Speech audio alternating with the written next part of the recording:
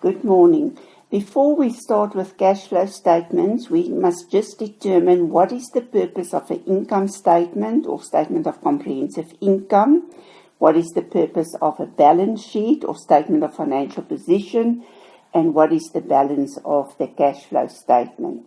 Now, the purpose of the income statement is to determine whether you made a profit or a loss for the year. You will record all your income in the income statement, whether it was paid or not. All the income will be recorded in the income statement. So if you didn't receive all the income before the end of the financial year, adjustment will be made to increase the income in your general ledger so that you can show the total amount in the income statement that you are supposed to receive for the year, although you didn't receive all of it by the end of the year. If you already received income in advance, then you will also make an adjustment at the end of the year, reduce your income account with an amount that's not for the current year, so that you can determine what is the income for the current year. And the total amount for income, whether it was received or not, will be recorded in the income statement. The expenses will also be recorded in the income statement. If you still have to pay expenses at the end of the year, the ledger accounts will be adjusted and the accrued expense will be added to your expense so that the total expense for the year will be shown in the income statement, although you didn't pay all the expenses.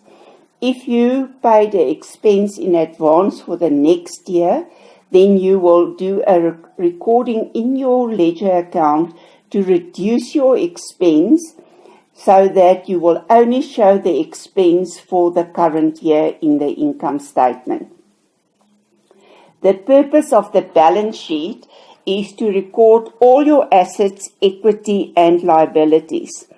The balances in the assets, capital, retained income, and liabilities accounts are recorded in the balance sheet after the adjustments were completed. So if you created income received in advance or accrued expenses when you completed the income statement, you will show this as a liability in your balance sheet. If you created prepaid expenses or accrued income when you completed the income statement, you will show this as a current asset in your balance sheet. This is the financial position of the business at a specific point of time or at the end of the financial period. According to the accounting equation, assets equals equity plus liabilities.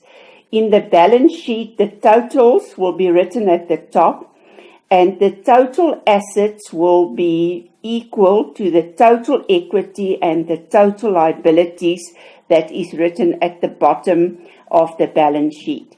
If the assets don't equal the equity plus liabilities, it means that there's a mistake and you will have to go and look for the mistake. The purpose of the cash flow statement is to record all the cash that came into the business during the year or that went out of the business during the year. So that is the money that flowed into your bank account, all the money that you deposited in the bank, all the money that you took out of your bank during the financial year. This is a detailed record that shows how the cash and cash equivalents have changed from the previous year to the current year. So you will not show figures in the cash flow statement that don't cause a flow of money.